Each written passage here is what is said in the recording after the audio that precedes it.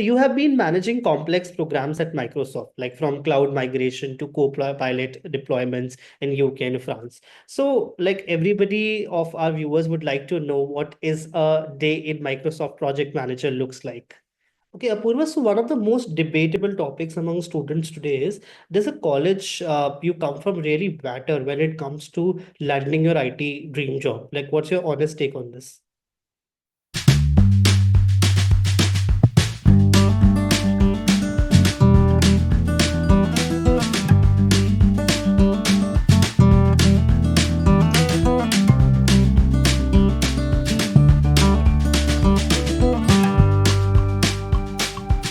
Hello, viewers. Welcome to yet another podcast from Skill Sapiens, where we bring real stories of the world of tech to help students navigate their journey from classroom to career. Today, we are thrilled to be joined by Apurva, a project manager at Microsoft India who has successfully led complex programs for strategic accounts, specializing in data analytics, cloud migration, and AI adoption. Apurva will share her journey of breaking into one of the top tech companies of India and offer insights on how to stay ahead in the ever evolving IT landscape. From emerging tech roles to the right mindset for success, this conversation promises to be a valuable guide for anyone looking to mark their career in the tech industry. So let's dive in. Welcome, Apurva, to this podcast. Thanks, Arpan. Thank you for having me. Thank you so much for lending your time on this Saturday because we know that Microsoft is a very hectic kind of job, but still you manage this time for us. Thank you so much. And I believe this viewers should take that this know that's a very hectic schedule for Apurva, but still she made time. So thank you so much, Apurva, for being here.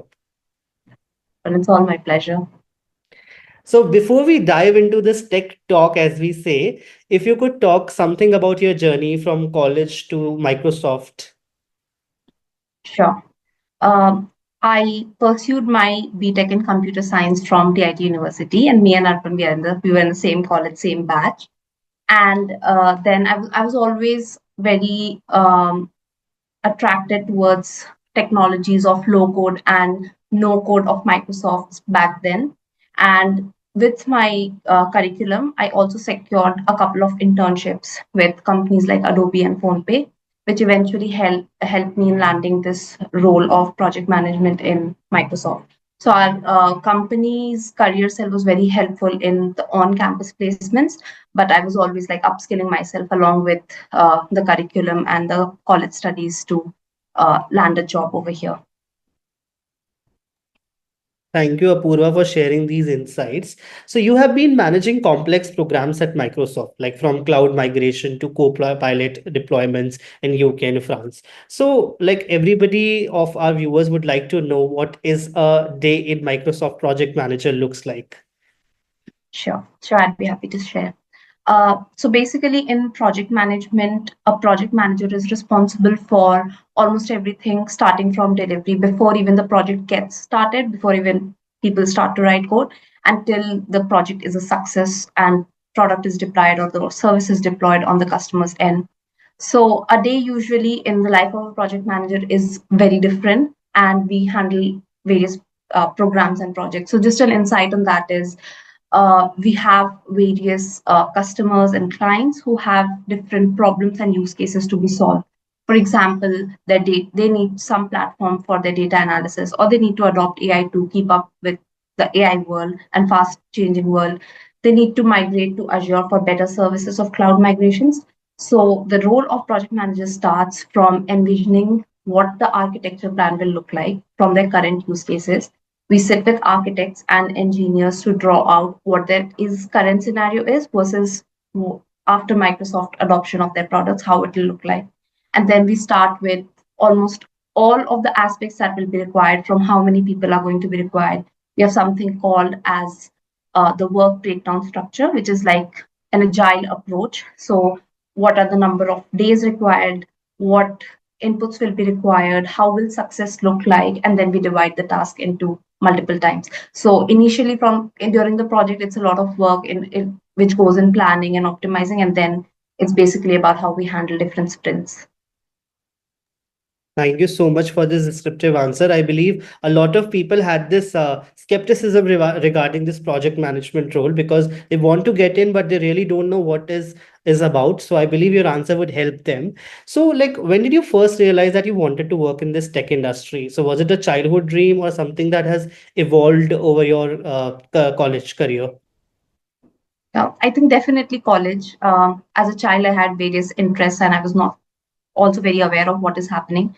When I went to college and I started seeing these people around, how the placements work, and especially something that interested me about tech industry, just as a person starting out in career, is what is going right? What are these companies doing that they get success in all the domains? What helps them innovate in a way that they are actually innovating? So if we compare, like not in a very competitive point of view, but if we just generalize industries and such, I think tech industries are very fast in what they were even 6 months back to what they are today. So for someone starting out their career in any field, I believe being in the tech industry is helpful because it's really fast and agile and always growing. So you get to be in that innovative landscape as first. So that helped me, that like helped me goal that, sometime I want to be here to see what this fast paced life looks like, but it's really rewarding now that I'm here. Thank you so much for sharing this. So, a lot of our viewers are aspirants. They want to work into big tech companies like you. So, like these big tech companies like Microsoft, do they care about the marks, the CGPA, or is it more about skills and projects? Definitely. I'd say that given the market scenarios or anything, having a balanced approach on everything is a plus. So if you're able to balance all the things, because when you are in these roles, especially in management roles, you'll have to balance a lot of things. But it's not that people will just look at your marks or just look at how you're performing academically. One goal of Microsoft, I can speak about Microsoft, is that we value growth mindset a lot. So it means that if you have used any innovative like mindset in some of your projects, if you have a good presence, if you are a good problem solver, that is a plus on your CV. But having a well balanced resume where you balance your academics as well as you are participating in innovation, so something that drives you and you're applying it to solve your problems, I think that's a big plus of what you can have. So, both of them are essential, is what you want to. Yeah, it's a balanced CV is the safest way to go forward in my opinion. Okay, Apurva, so one of the most debatable topics among students today is, does a college you come from really matter when it comes to landing your IT dream job? Like, what's your honest take on this? Not really. I believe I'm not from a tier one or tier two college. Your online presence, your resume is very strong in that. If you have a strong demonstration of skill set, good communication skills, and you in your resume you're like a fit for some particular role, I think college does not matter. What matters is how you have been, where you are today. So that is what it matters. So, what does recruiters at these big tech giants company really look forward in their in interviews of candidates, like apart from the technical knowledge? Yeah. So I guess the first starting point would be whether your demonstrated skills are a match for the role they're hiring for, and there are different, like there are multiple roles. So for someone, for example, me as a project manager, they look for someone with a basic or intermediate technical skills, but along with some soft skills. However, for someone who is only into development, they'd rather look for like deeply into the technical skills. And then they'd also see on how you have performed otherwise. So your CV or let's say your LinkedIn, there it matters a lot on how diverse your projects are, what initiatives you have participated in. But obviously, it's not a one size fits all. Different recruiters, different managers look for different things. The only thing is that wherever you are today, if you are contributing your best, thinking about the goal ahead, I think you're in a good place. And in today's world, I believe demonstrating those skills also on in your online presence comes handy. Basically, doing your best and ability to sell yourself is something Yeah, that everybody should learn. Great, Apurva. definitely. So let's rewind to your preparation journey. Like Microsoft is a dream company for all of us. So what did your preparation look like from interviews to final onboarding? Like what was your preparation all about? Sure. I got placed from my college directly, so it was in 2022. I'll be completing 3 years now, and the preparation mostly it started with a tech role, and then Microsoft being the great company it is, it recognized and recommended me for other roles where I'm better suited at. Also, when I discovered this project management role, so I started with my since I have a CSE BTech degree, I made sure that my basics on that is really strong so that I can clear the technical interviews. So I also had some cloud knowledge before. So Microsoft is big on cloud, Azure, M365. And I had some experience in cloud from my previous internship experience, which is why I mentioned that if your skill sets are, used, they're very good. And that's it. I think that's what I prepared for technical interviews. The interviewers are great. The interview experience in Microsoft is great, good learning experience. And then I had a couple of other interviews which were mostly testing my problem solving skills, how confident I am, and basically they gave me different use cases of how to solve. When I had my project management interviews, it was a mix of both on how I'll handle tech solutions with my governance or project management skills. So basically, my preparation was not specifically for Microsoft, but throughout the curriculum, whatever I prepared in my technical degree journey, plus my internship experience, they came in handy. Thank you so much for sharing this.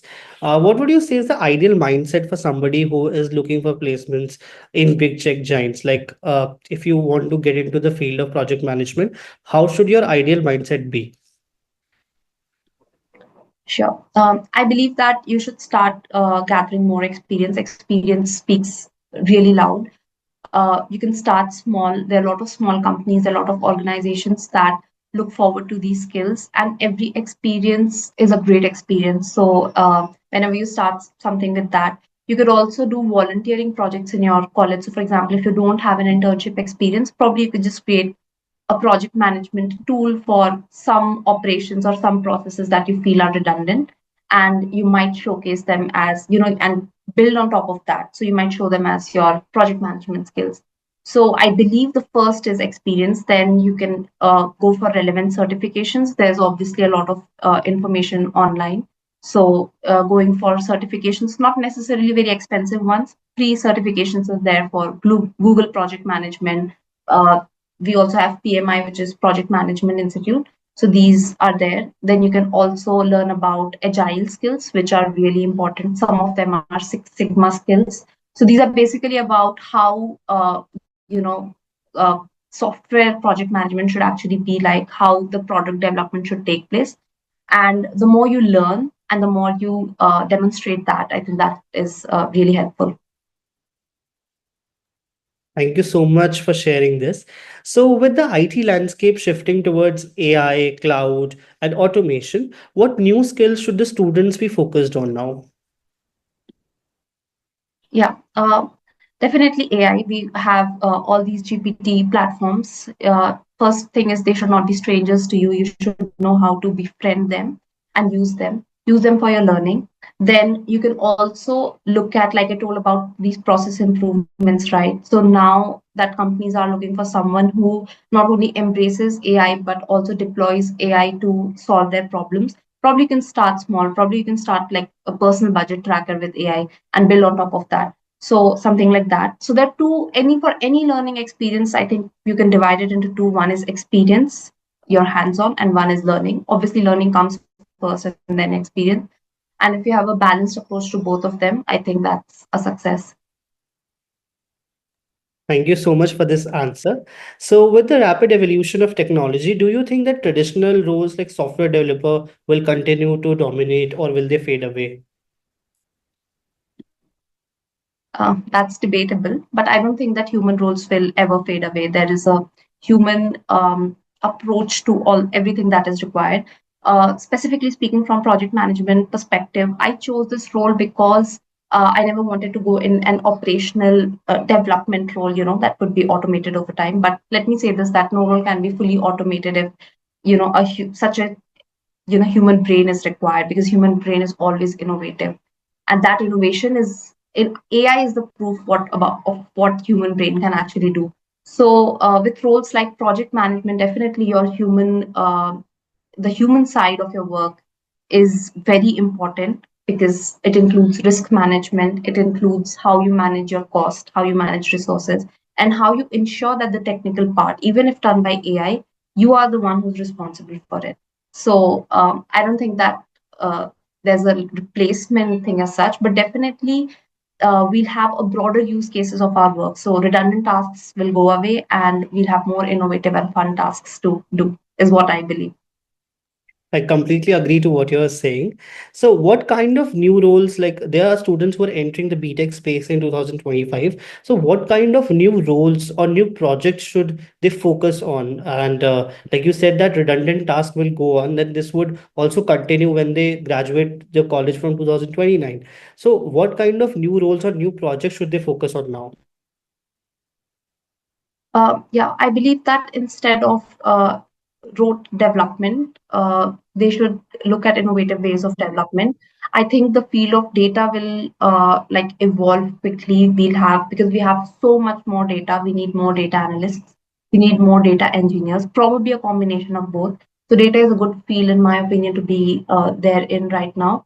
If you're into core development, also I believe that using AI for that, advancing, maybe we'll need full stack engineers more than front end and back end. So we just don't have new roles. I think we have more optimized roles now.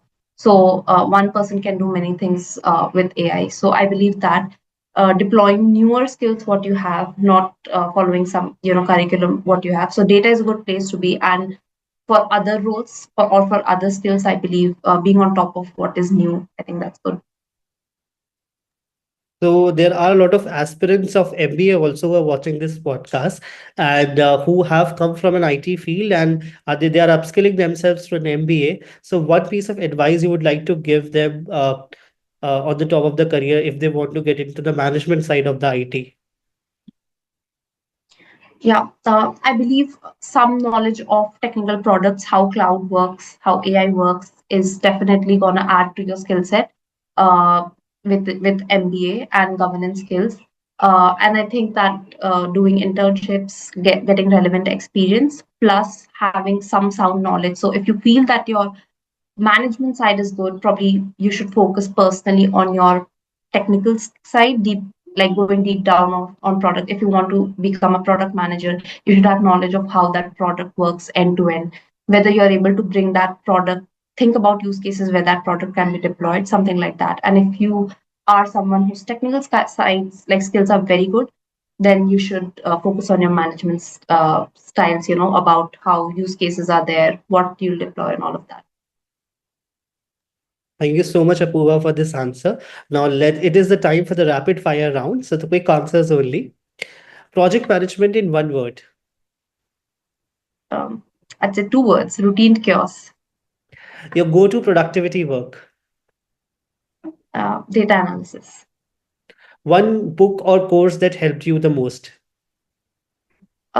It's PMI, I guess. There's a certification on project management that helped me. Not able to remember the exact certification, but that's for free. So basically, it's basic project management skills. Low code or high code? Low code always. Let AI do the high code. What keeps you grounded? The people around me in Microsoft. What your message to the young techies? Keep innovating. There's a lot of scope for that. That wraps up today's episode. A huge thank you to Apurva for sharing such valuable insights from the incredible journey in the tech space. If there's one takeaway from today's conversation, it's importance of staying adaptable, continuous innovation, and cultivating the right mindset to thrive in the ever-changing tech industry.